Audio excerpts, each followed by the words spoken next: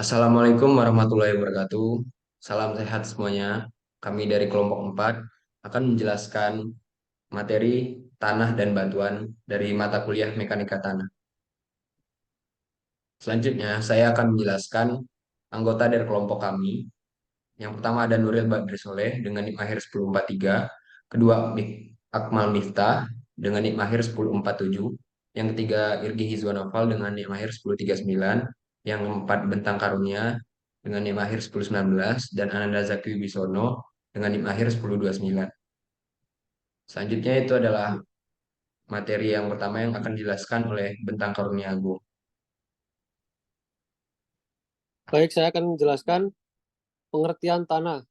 Tanah didefinisikan sebagai material yang terdiri dari butiran mineral-mineral padat yang tidak tersedimentasi satu sama lain dan dari bahan-bahan organik yang telah melapuk.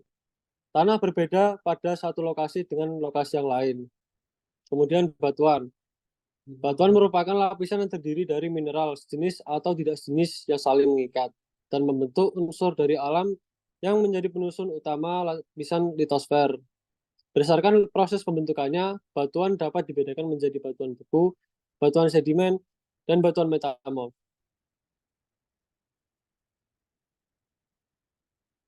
Kemudian, proses pembentukan tanah.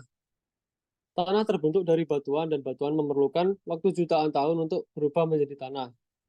Batuan menjadi tanah karena pelapukan yaitu proses hancurnya batuan menjadi tanah. Batuan dapat mengalami pelapukan karena berbagai faktor, diantaranya cuaca dan kegiatan makhluk hidup. Faktor cuaca yang menyebabkan pelapukan tanah, misalnya suhu dan curah hujan. Pelapukan batuan sendiri dapat melalui proses mekanis dan kimia.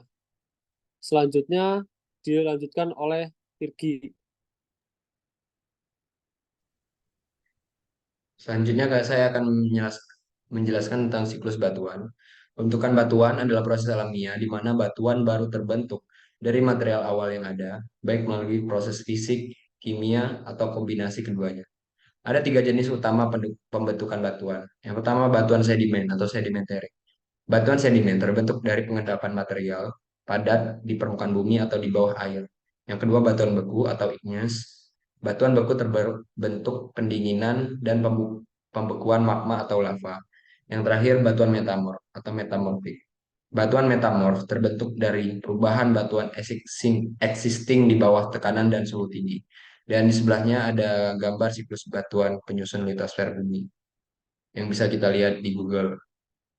Selanjutnya akan dijelaskan oleh Nuril.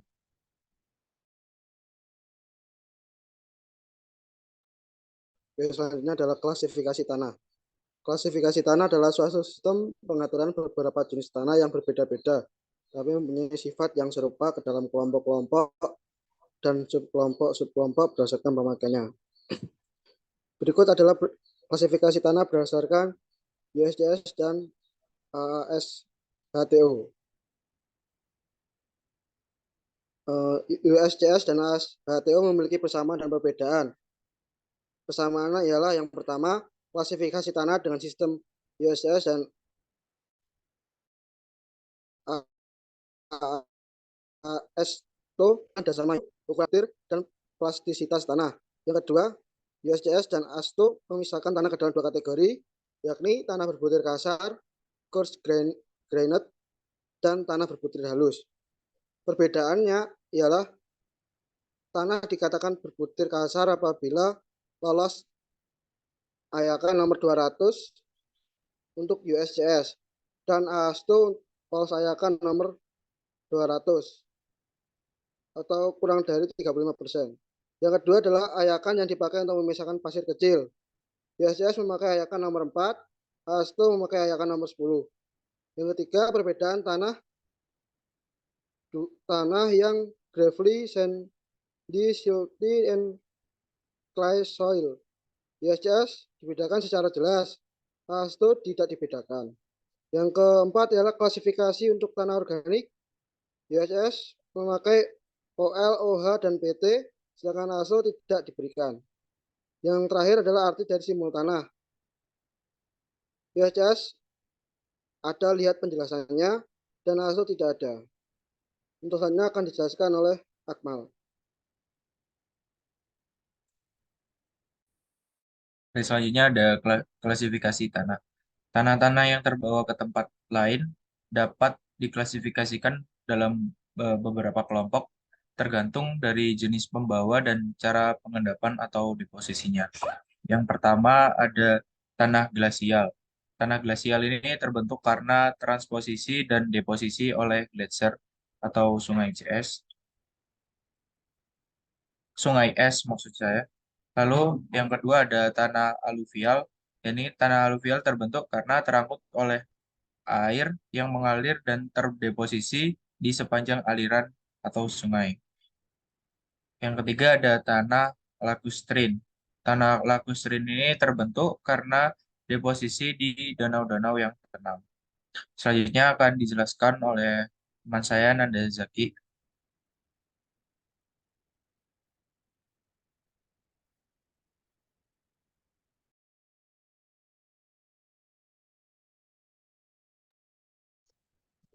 Selanjutnya klasifikasi tanah. Tanah-tanah yang terbawa ke tempat lain dapat diklasifikasikan menjadi beberapa kelompok, tergantung dari jenis pembawa dan cara pengendapan atau deposisinya.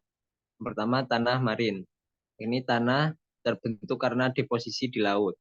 Selanjutnya, tanah aeolian, yakni tanah yang berbentuk karena terangkut dan terdeposisi oleh angin. Selanjutnya tanah longsor. Tanah longsor terbentuk oleh pergerakan tanah dari tempat asalnya karena gravitasi. Selanjutnya saya kembalikan ke Irgi Zwanova. Dan mungkin itu saja materi yang bisa kami sampaikan. Kurang lebih mohon maaf, kami ucapkan terima kasih. Assalamualaikum warahmatullahi wabarakatuh.